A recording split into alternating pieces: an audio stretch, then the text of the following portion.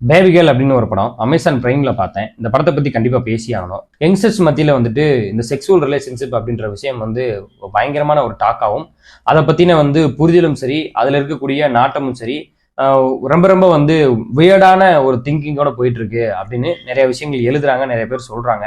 சொசைட்டியில் பெண்கள் மீது அதனால நிகழ்த்தப்படுற விஷயங்கள், பாலியல் தொல்லைகள், குற்றங்கள் இதெல்லாம் பார்க்கும்பொழுது அதோட திங்கிங்கே ரொம்ப வியர்டா தான் இருக்கு அப்படின்ற விஷயத்த சொல்றாங்க. இந்த படம் என்ன மாதிரியான ஒரு கண்டென்ட்ல இருக்கு அப்படின்னு கேட்டீங்கன்னா, ஒரு ஒர்க்கிங் பிளேஸ்ல ரொம்ப சீனியர் மோஸ்டா இருக்கக்கூடிய ஒரு பெண் ஒருத்தவங்க, அவங்களுக்கு ஆல்ரெடி ஒரு குடும்பம் இருக்கு, கணவர் இருக்காரு, 2 குழந்தைகள் இருக்காங்க.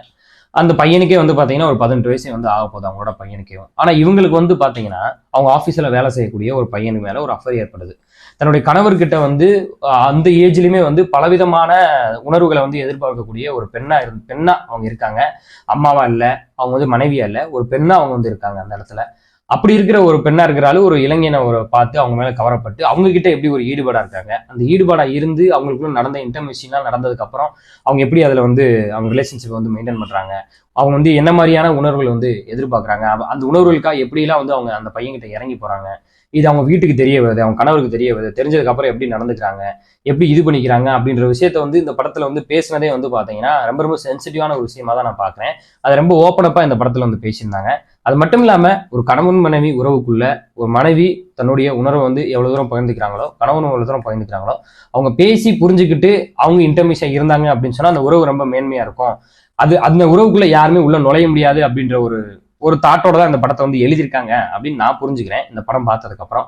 கண்டிப்பா நீங்க எல்லாருமே பாருங்க. அமேசான் பிரைம்ல இந்த படம் இருக்கு. ஏன்னா எல்லாரும் பார்க்க வேண்டிய ஒரு படமும் கூட.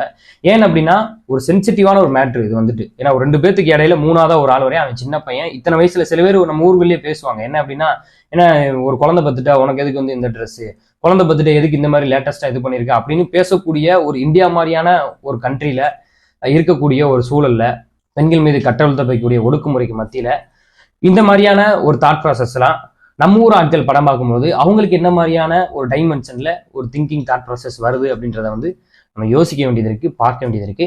அதுக்காகவே நம்ம ஆட்கள் எல்லாருமே இந்த படத்தை பாருங்க. பார்த்துட்டு உங்களுடைய வியூ, கமெண்ட், தாட் எல்லாத்தையுமே நம்மளுடைய இந்த வீடியோவோட கீழே கமெண்ட் செக்ஷனோட சொல்லுங்க. நன்றி, வணக்கம்.